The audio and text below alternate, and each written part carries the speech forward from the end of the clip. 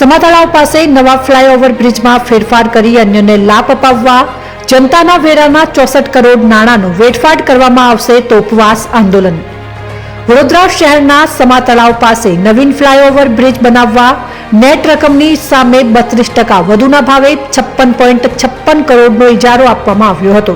હવે સ્થાયીની મંજૂરી બાદ બ્રિજની ડિઝાઇનમાં ફેરફાર કરતા હવે બ્રિજ 120 કરોડમાં બનાવવાનું રાતોરાત નક્કી કરી નાખ્યું છે અને સમાતળાવના નવા બ્રિજનું જૂના વિશ્વામિત્રી બ્રિજ સાથે જોડાણની સ્થાયીમાં બ્રિજના એક્સટેન્શનની દરખાસ્ત મૂકવામાં આવ્યા બાદ સ્થાયીના કેટલાક સભ્યોનો વિરોધ થયો અને હાલ નગરસેવક દ્વારા પણ વિરોધ કરવામાં આવી રહ્યો છે। સાથે જૂના બ્રિજને અડધો તોડવાથી ઘણું નુકસાન જૂના બ્રિજને થવાની સંભાવનાઓ રહેલી છે।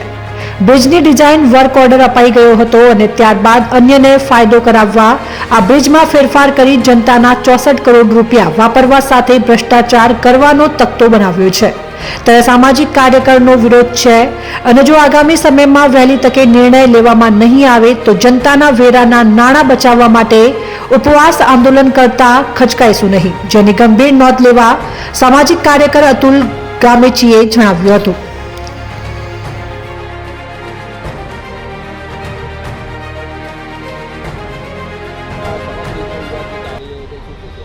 વડોદરા શહેર સ્માર્ટ સિટી તરફ પ્રયાણ કરી રહ્યું છે। વડોદરા શહેર સ્માર્ટ બની રહ્યું છે ત્યારે વડોદરા શહેરમાં જે ટ્રાફિક સમસ્યા છે એને ઉકેલવા માટે વડોદરા શહેરમાં અવનવા બ્રિજો બનાવવામાં આવી રહ્યા છે અને જોવા જઈએ તો વડોદરા શહેરમાં અનેક જગ્યાએ વિરોધ વંટોળ શરૂ થઈ ગયા છે, કારણ કે બ્રિજ એવી જગ્યાએ બનાવે છે કે લોકોને ઉપયોગી નથી તેવી જગ્યાએ।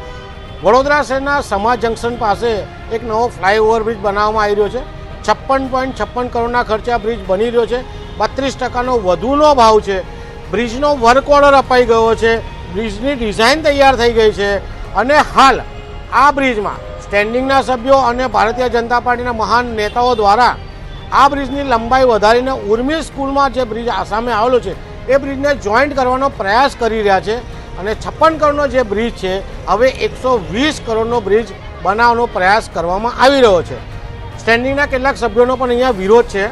બીજી બાજુ જોવા જઈએ તો જે 56 કરોડનો બ્રિજ છે એમાં જો 64 કરોડ વધારાના ઉમેરશે તો એવું લાગી રહ્યું છે કે શહેરની જનતાના વેરાના રૂપિયાનો આડેધડ વપરાશ અને ભ્રષ્ટાચાર કરવાનો પ્રયાસ કરવામાં આવી રહ્યો છે।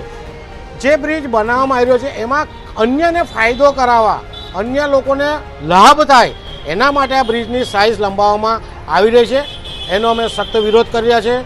આગામી દિવસમાં જો આ બ્રિજના 64 કરોડ વધારાના જો વાપરવામાં આવશે અને ખોટા વપરાશે તો જનતાના રૂપિયા ખોટા ના વપરાય એના માટે ઉપવાસ આંદોલન કરવાની અમારી તૈયારી છે।